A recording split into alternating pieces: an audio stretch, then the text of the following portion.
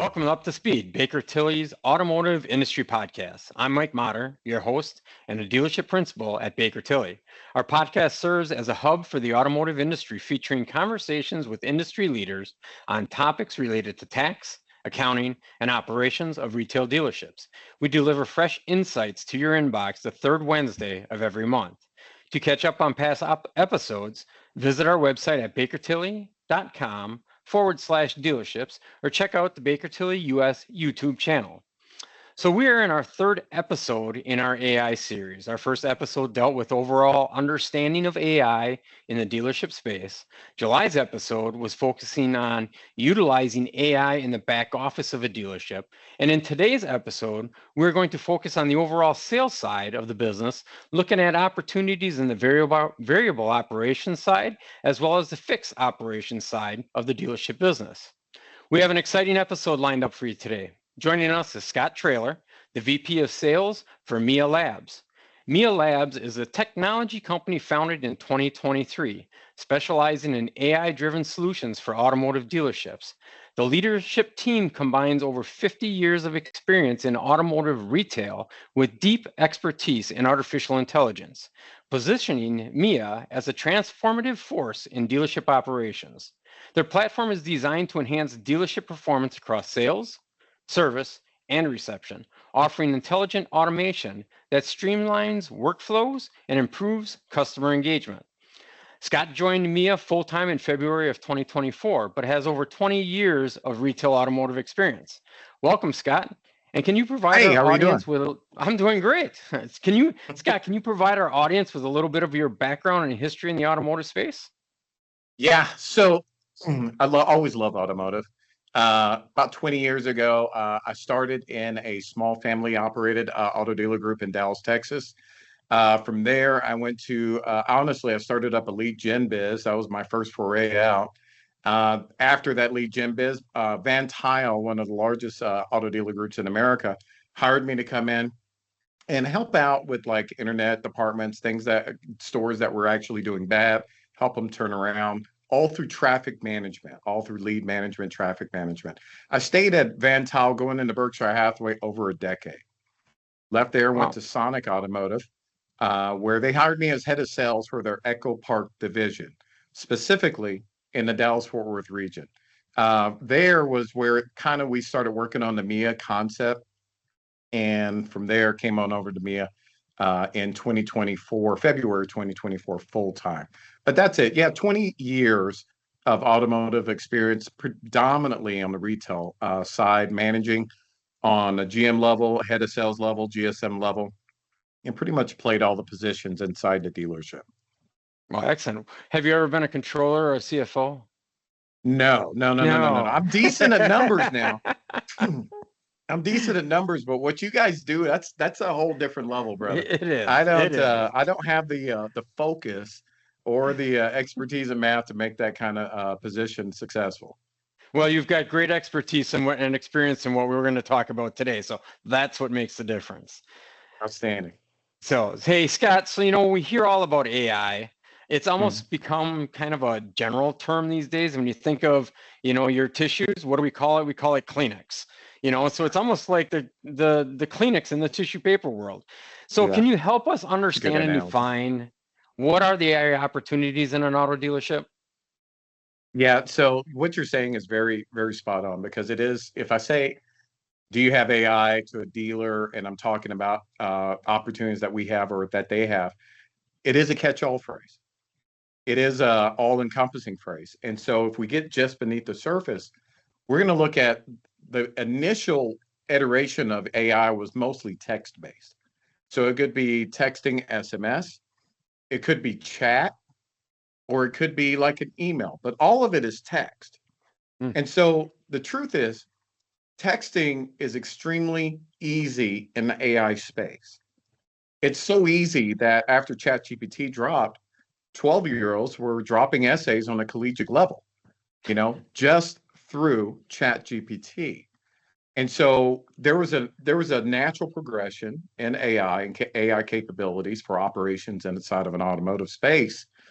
And that natural evolution was voice. And so when we started Mia, We wanted to not necessarily dismiss text. We do text, we do email. That's not the issue. It's just that we didn't want to have that as our foundation. We wanted to take the opportunities for AI inside of a dealership to the next level. And that next level was communicating like you and I have been doing for the last 5, 10 minutes. Why? Our thesis in MIA is that organic communication is conversation. And to kind of drive that point home when I'm talking to my clients, you and I have been chatting for roughly 5, 10 minutes. And if we were to have this entire conversation by text, I couldn't say that that would be the most enjoyable conversation. Scott, I can tell you, I won't have this conversation by text. I believe you. And it's the truth, but here's the flip side of that. We subject our clients to texting day in and day out as the only opportunity to communicate with them automated or through some level of an AI experience. And I'm not dismissing it. Texting does have its value. If you and I were in a meeting right now and somebody sends me a quick text, I can answer them super fast. Incredible value. But it's not the same as voice conversation. And that's what we wanted to focus on. That's what we've been able to perfect. So I look at texting kind of as a, I don't want to say checked box, but a more of a task oriented type thing that, like you just said, if you ask me a question, I can respond right away. But to have a conversation over text is a challenge. And even expanding a little bit further, texting is like you may say somewhat transactional, but when you get into communication, value heightens in communication when you can talk via voice. And so there's an old adage that says that 90% of all communication is nonverbal. You ever heard that before? Yes. The actual weight, the actual weight is 7% is verbal. Call that text. Okay, we're gonna put that to the side. 7% is verbal, 38% is tone, and then the additional 55% is body language. Now, AI has not conquered the body language aspect of communication. I'm just being real transparent. Mia is not working on body language AI. Thank you. However, by adding tone,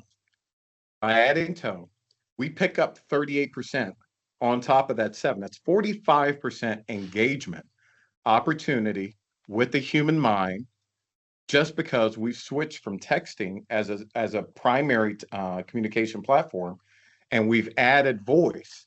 We pick up tonality, and it makes it easier to communicate. Just for a second, think of how many times you send a text over, personal or business, does not matter, but then you had to pick the phone up and call the person you'd been texting because there was confusion in the text and you wanted to kind of clear it up. You've had that happen to you before, haven't you? I've had that happen with my wife. I text something and then after we get it, she's like, "What did you mean by that?" "Oh, let me call you and clarify." Exactly. And that's what those kind of mishaps, those kind of missteps, those miscues, we wanted to try and attack that. The other aspect is that automated phone communications up until a couple of years ago, just again, transparent, they were horrible. They're absolutely horrible. Think of every time you said operator, agent, representative into an automated system Yes. because it was a horrible experience. Well, my partners, they were trying to attack that automated experience that was horrible. I have 20 years of automotive experience. I met these gentlemen, and I really encourage them. If you pointed 100% of this technology to the automotive space, every dealer in America would see the value in it. And so from there, we were able to, build Mia up, and we are really making a difference in automotive operations right now. Well, awesome. Based on that brief conversation we just had, it almost sounds like there's a good AI and a bad or a not as good AI. Can you comment on that at all? Yeah, so let's look at bad AI for a sec. If a consumer is making a decision to call your dealership, okay? If a consumer is making a decision to reach out to your dealership, but they are having a resistant communication channel, whether it's text or voice. Text could be, hey, I called you, and this is what some AIs do. You will call in They'll answer with a somewhat of a voice and get permission to text you.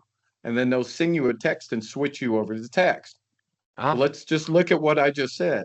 I called you, so that's my choice in medium of communication.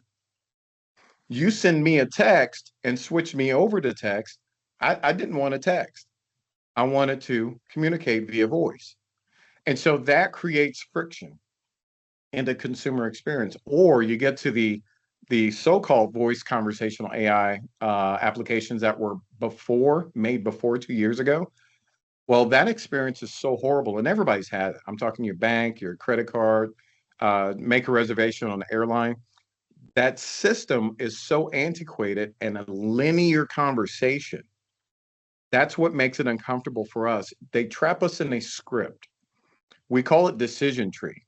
And so when you deal with a decision tree communication, you have to say an answer, and then the system goes to the next part of the script. Then you give another answer, and it goes to another part of the script. The fact of the matter is, humans don't communicate like that. no. We're chaotic. We cut each other off. We have emotion. We have sarcasm. Okay, and those type of things don't translate into those type of systems. So now you have large language model based AI systems like Mia. Systems that were developed after 2023, for the most part, will be based on some level of a large language model. What that offers, without bringing my engineering partners in here, it offers the ability for an automated system like Mia to meet a consumer exactly where they are, how they speak. It doesn't matter if you're speaking from New York or speaking from Kentucky or speaking from California. It's American English, but as we know, there are different variations Mhm. of American English. Mia can meet you, communicate with you, and resolve problems for you, just like you and I have been communicating over the last 20-ish minutes of this call. And so that's the major difference. And that makes it enjoyable for the consumer to the point where the bad systems, as you were asking me to define, will get a response. They'll trigger a response from the consumer that will say operator, agent, or representative, cutting the system off. Responses to me from the consumers sound like, hey, thank you for that. Hey, you're pretty good. I appreciate you helping me out with that and giving me that answer. And they're speaking to Mia like she's a young lady sitting across the desk from them. It's a Nice. completely different level of engagement. And that tells us that, just being, again, transparent, we're doing this right. If the consumer is responding in such a manner, we have to be communicating and engaging the consumer on a human-like level that's triggering kindness as a response. And that gives us, that's where we know we're doing it right for our consumers. So I'm just going to throw this out there. So what if I just started talking to you in Spanish? Would Mia be able Oh, to interpret that, or different languages? yes, Mia does speak Spanish at this time. We have not gone to languages beyond Spanish, Okay. primarily because that's, I guess most of us would say that's the most popular secondary Right. language in America. So it's very simple. Se habla español? Sí. And she just starts flowing in Spanish. And that's literally how a human conversation would happen. Someone at the dealership level picks up the call. A person that speaks Spanish as a first language would say, se habla español, works the identical way. Mia would flip to Spanish and be able to communicate every aspect of her operations in Spanish. But here's the funny part. If they speak Spanglish and they're going from Spanish to English back to Spanish, Mia tracks you through the conversation. And so if you go Spanish and then kind of transfer to English and then go back to Spanish because you're speaking Spanglish, she's going to follow you down that path as well. Her goal is to just meet you where you are so she can give you an excellent, excellent experience. Well, if I called Mia and started talking Spanish, she would probably Mhm. hang up on me because I don't talk it very well. So, all right, from a dealer's perspective, you know, you've got to figure out where in the workflow your AI is going to be positioned correctly. So, Oh what yeah. should a dealer be looking for? What should they do to position AI in their workflows? So that's one of the questions that we actually, when we start communicating with clients, the first portion of our communication with dealerships is an educational conversation. We want to make sure that they have awareness on what is AI, what is good versus bad AI, similar to what you've been speaking to today. And then we want to learn about what the dealership workflows are. And so going back about a year and a half, there's a lot of our dealers would ask us to crawl, walk, then run, bringing Mia onboarded into the dealership. So we would start with after hour calls first, then switch to during hour calls, and that might be Mia answering on the third ring. Then we would switch from third ring in some instances to first ring. And that's when we really, really started understanding the power of Mia. I'll give you some examples. I had a client out of Arizona, and they were they were skeptical to new technology, but they were risk takers all at the same time. They were early adopters to tech, but they were also apprehensive to just completely unleash it in their workflow. Successful dealership in Arizona. So they got to this point. They had started me after hours. Then they brought me into during hours behind the third ring. After hours, she would answer on the first ring. During hours, she would answer behind the third ring. Until this one weekend. It was a holiday weekend. He usually does 120 ROs a day. And by Saturday evening, when they were closing up the dealership, their service department only had 48 appointments for Monday. Okay. They usually do 120. So he's sitting about a third of his capacity, for Monday. And he was feeling some kind of way about success on Monday. So he comes into work Monday and he's got 88 appointments in the system. He picked up 40 appointments on Sunday. He calls my colleague who also works with me in sales and accounts management, and he told her, "Hey, listen, I gotta take ownership here because I had no hope whatsoever of accumulating those 40 appointments without Mia. My staff is off on Sunday. I'm off on Sunday. There's nobody. The calls are not transferred to some offshore BDC or anything like that. They would have just gone into Never Never Land. And so I have to recognize truth. Mia did better than my own staff members. And so in that instance, he asked us to take Mia from third ring to first ring. And so now when we advise and consult with dealers, we give them this advice in this scenario because this is truth. Mia can sit on top of all of your current systems, all of your current workflows. If you have a BDC, great. Let Mia take the first ring, triage the call, and the calls that need more human attention, she would send that call to the BDC or a service advisor. And the calls where Mia can just set the appointment and move on, she just takes that responsibility and takes that pressure off of the shoulders of staff. Just to clarify, at every dealer in America, if I walked into a dealership, phone was ringing, and I go pick up that phone, there's no telling what that conversation is going to be like on the other end of that phone. It could be a person that wants to set an oil change appointment, but in the process of setting that oil change appointment, that client might tell you what's going on with the kids for summer, what's going on in politics, what's going on in the neighborhood, what's going on at church. All these are great conversations.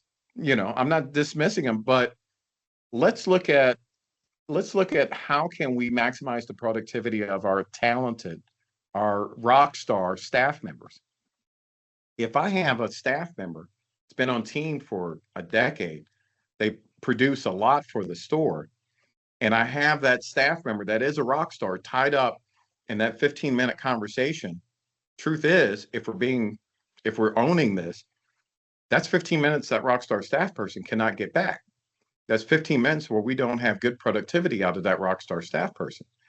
And so Mia can take those pressures off of the staff members. You have to realize these calls happen in the dozens or the hundreds every day at every dealership out there. And so what we were able to do was just Mia takes the blunt force trauma of all those type of calls, receives them, triages the calls that need more human attention.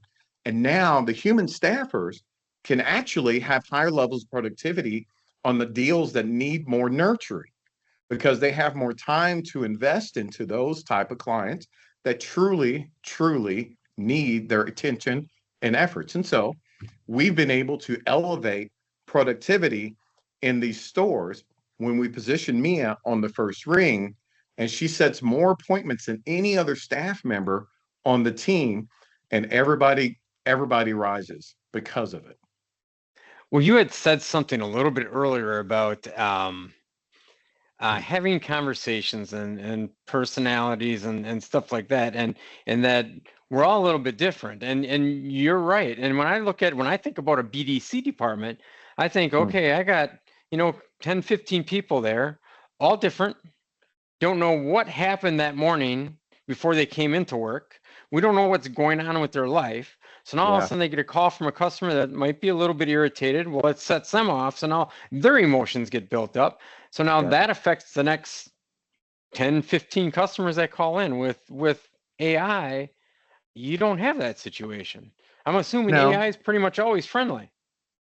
that's correct. And so to your point, at the end of the day, we're still human.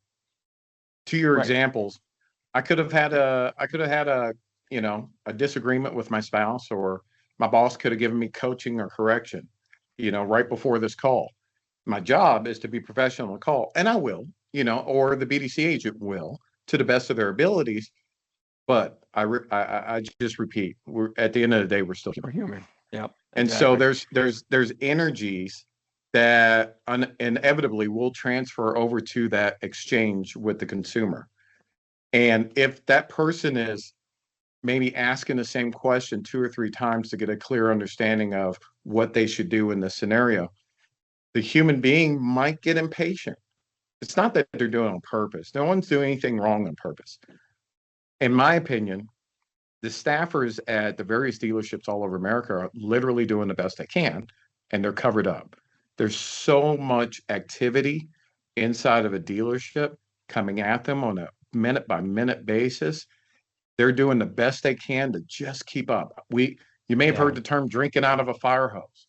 And that's always the analogy I think about when I think of the traffic patterns and the deluge of traffic that's coming into a dealership, regardless of if it's sales or service or parts.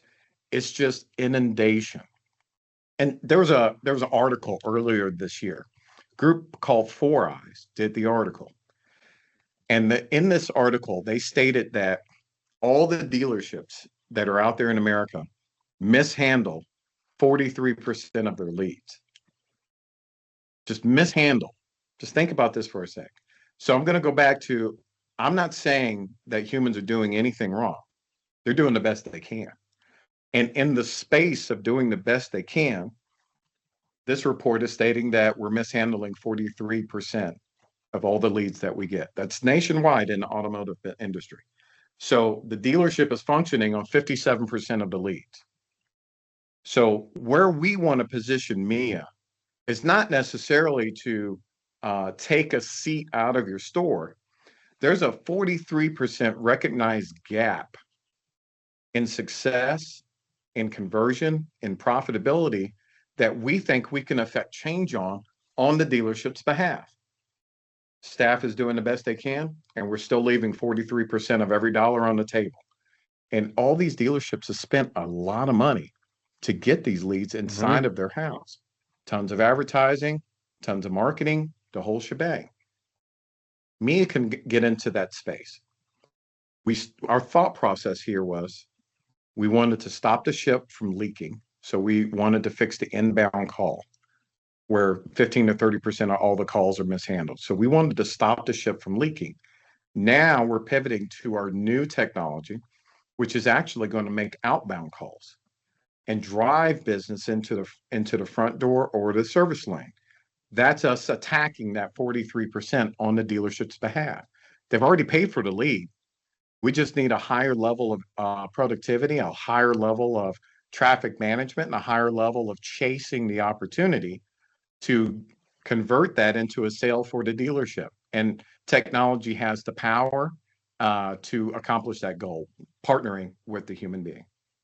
So you had talked about how the BDC department doesn't work on a weekend. only work so many hours a day. We've got 24 hours in a day, but probably 2/3 of them are lost because there's not a human being there. How does AI assist that? How many transactions can AI handle in a Oh, minute, an infinite. hour, a day? I mean, Yeah, the real term would be infinite, but there is a border. It's like, if you're renting space in a cloud, how much space did you rent? I want to just at a very high level, I want you to think in those terms. But the truth of the matter is, we can handle hundreds and thousands of simultaneous calls. We do this on an hour by hour basis. Sometimes we do it on a minute by minute basis. I'll give you a really great example. Uh, Something we did not anticipate when we were developing Mia, since we built her and built her into the cloud, she's not at store level. And so we've had high performance, high volume dealers lose power, weather pattern, something going on hmm, in the city, the dealership loses power. And so our engineers, they have little sensors to analyze data, right, on Mia. And all of a sudden, this particular store that had been chugging along the track like this spikes. And our chief engineers will start getting text messages on their phone where the AI is telling them, "Hey, we've had a spike at this specific store," and it brings it to the chief engineer's attention. So he starts digging in and realize we're taking every call in the dealership. They like every call. And so we get a call and it's from the dealership and it's probably the GM, and the GM saying something to the effect of, "Hey, we lost power. You might have to reset Mia." And then we educate them and say, "Hey, well, Mia's not at your store. Mia's not affected by the power and what's going on in the weather patterns. Mia's answering all your calls, and Mia's setting the appointments while you're dealing with this. So focus on getting the power back on at your store. Mia will focus on making sure that you don't lose any opportunities." And that's when we really started understanding the power of Mia. Those incidents happened a year and a half ago. And so we were learning you're building the plane as you're flying when you're in a tech startup. So those were some very early lessons. But Mia, yes, she can handle thousands of calls simultaneously.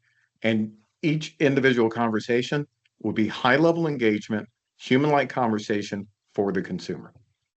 so when I think about, you'd mentioned that you integrate with all the systems. Yeah. So when Mia takes a call from a customer that wants an oil change or Mhm. needs to have service work done on their vehicle for whatever it is, what is I'm going to call her a she, even though it's an it.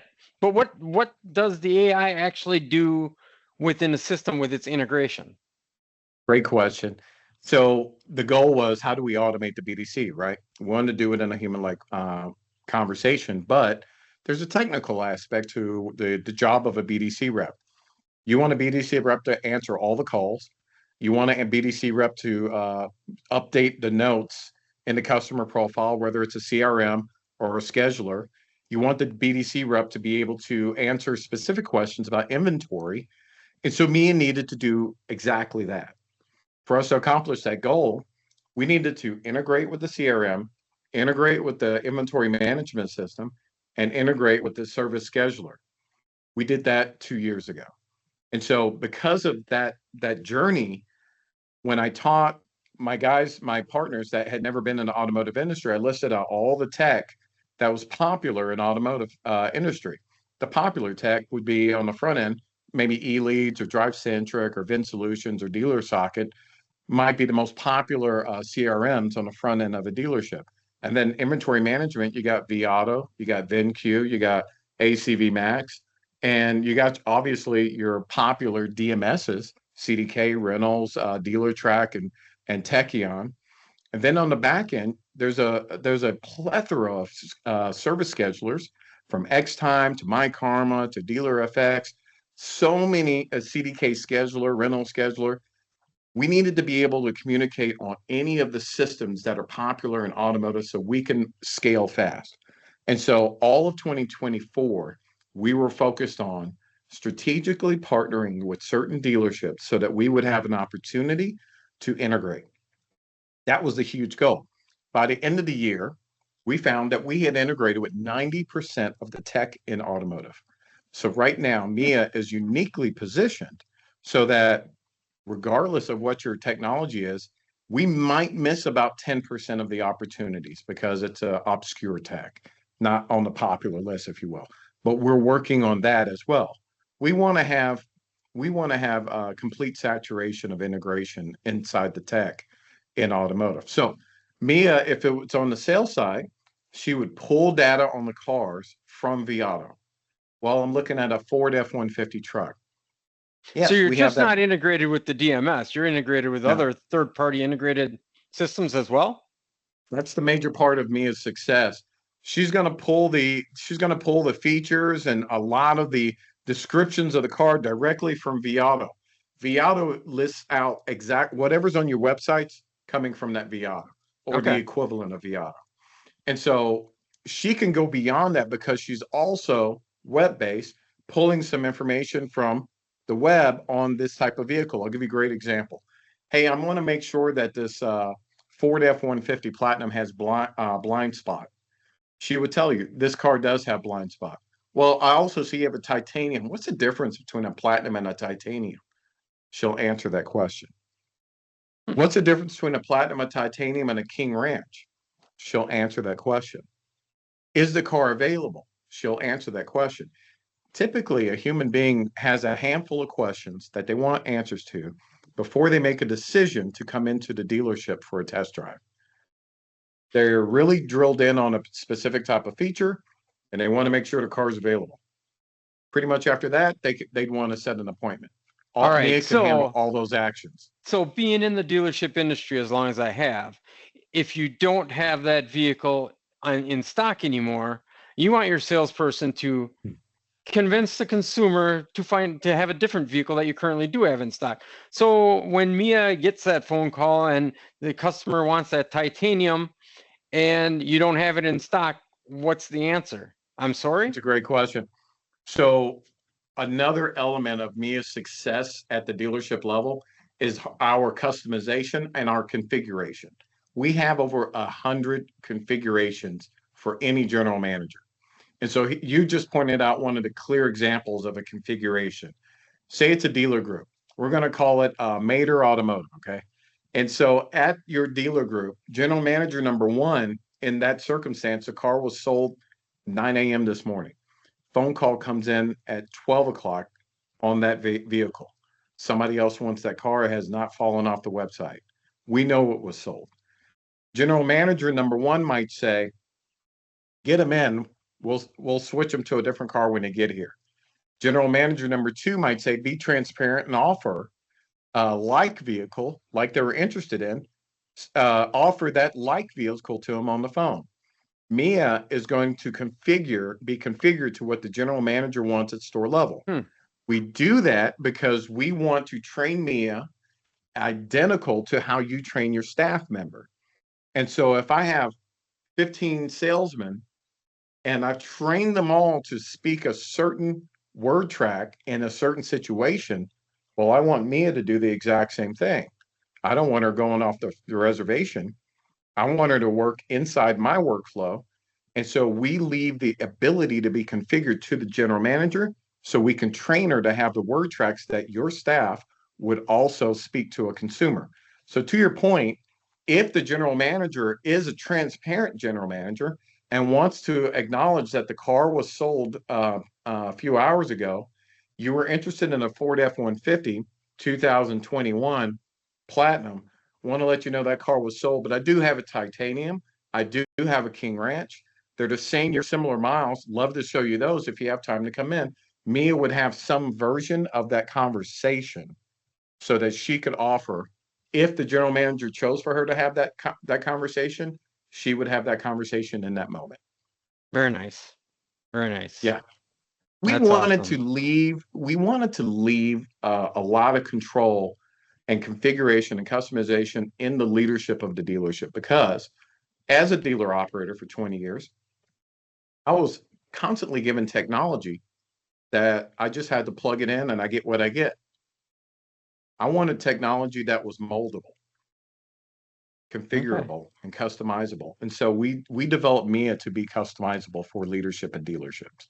So we talked about it. I keep going back into our conversation, but we talked about a little bit earlier about how when you get on the phone and you're trying to get customer support and you get some AI and you say representative, Yeah. representative, representative 10 times over, and then you Yeah. finally going through that AI, there's always that latency when Yeah.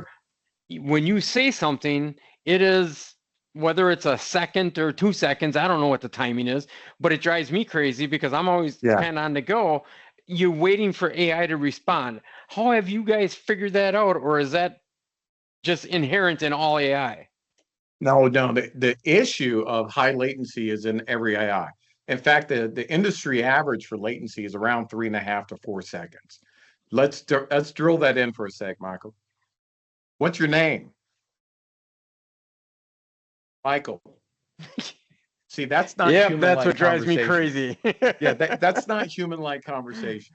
And so, one of the major obstacles that we were able to solve at the beginning of Mia, was her latency.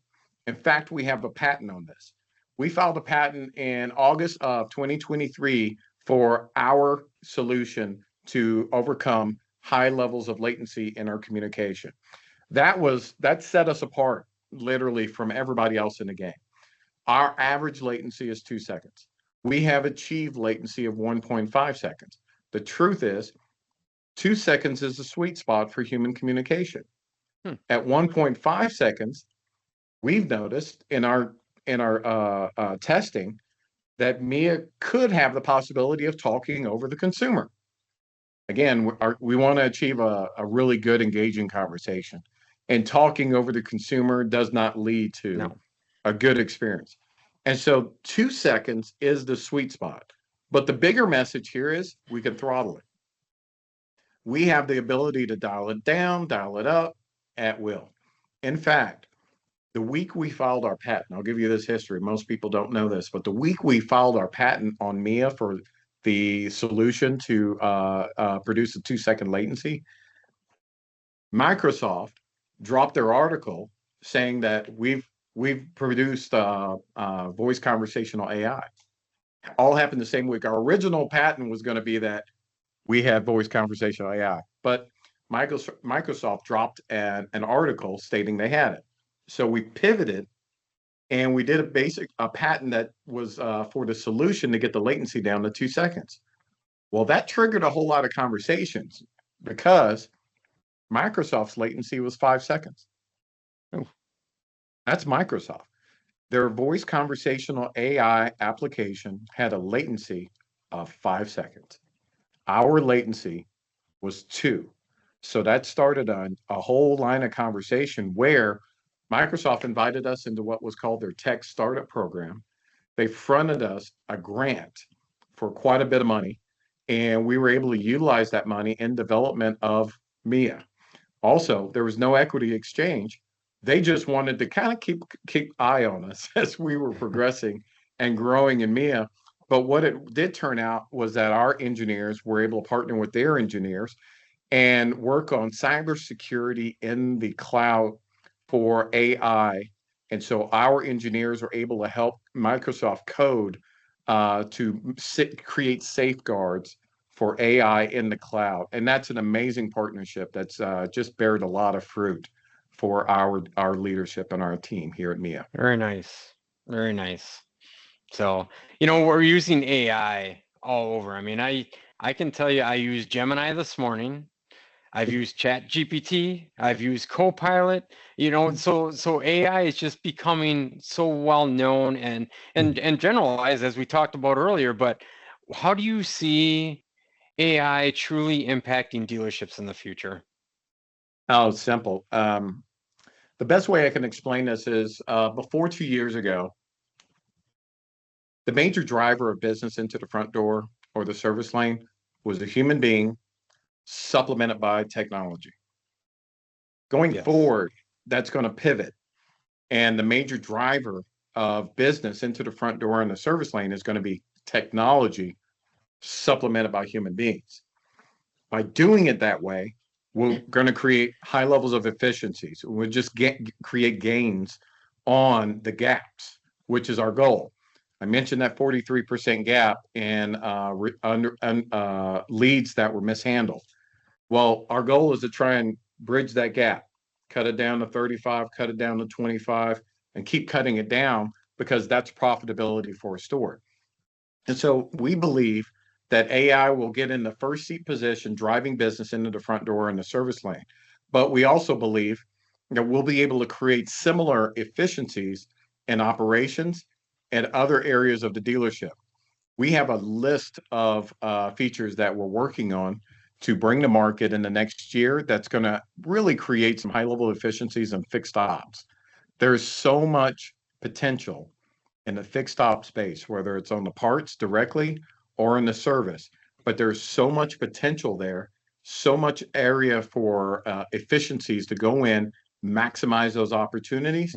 And we know that AI can actually get into that space.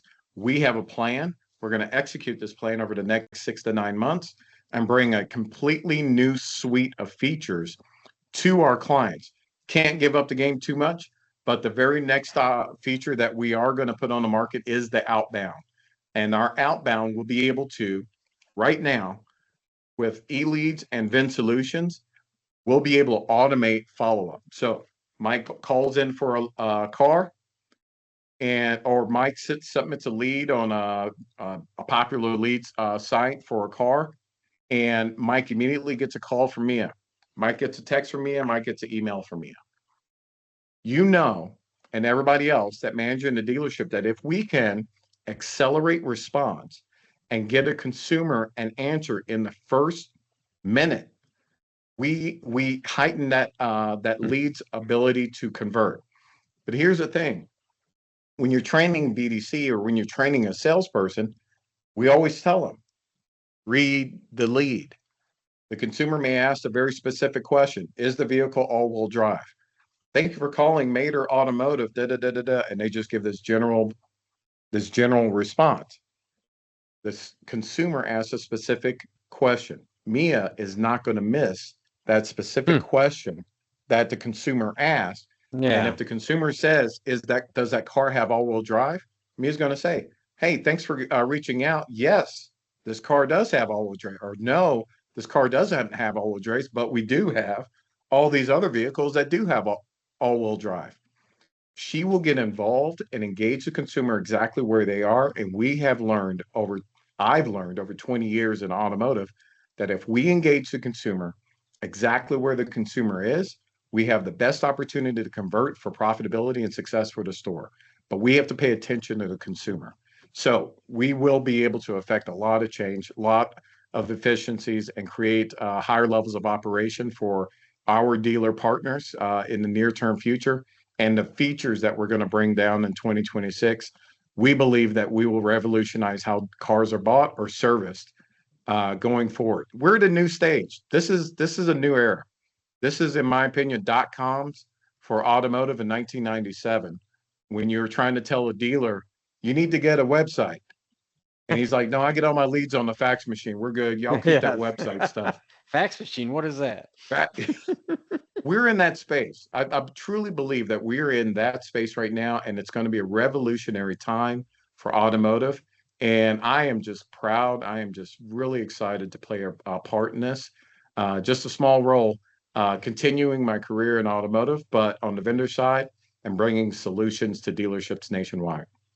Scott, I got one last question for you. Yes, sir. What number do I call so I can talk to Mia for a little bit? I got a number. I'll text it over. I'll text it over to you. We actually do have a test line. Let me get it, because I know they sometimes take it down and put it back up. So let me get the most current test line. I'll send it over to you. Perfect. That'd be great. Scott, I want to thank you for sharing your insights on the role in AI and how it's going to transform the workflow in the auto dealerships. It's been a fascinating discussion, and I'm sure our listeners have gained a lot of valuable insights. So thank you. No, I thank you. It's been an honor to spend this time with you. Thank you so very much. All right. Well, that wraps up today's episode of Up to Speed. Remember, you can listen to or view past episodes at our website at bakertilly.com/dealerships or find them on Baker Tilly US YouTube channel. Join us next month for another engaging conversation and our last episode related to AI. Until then, stay tuned and stay up to speed.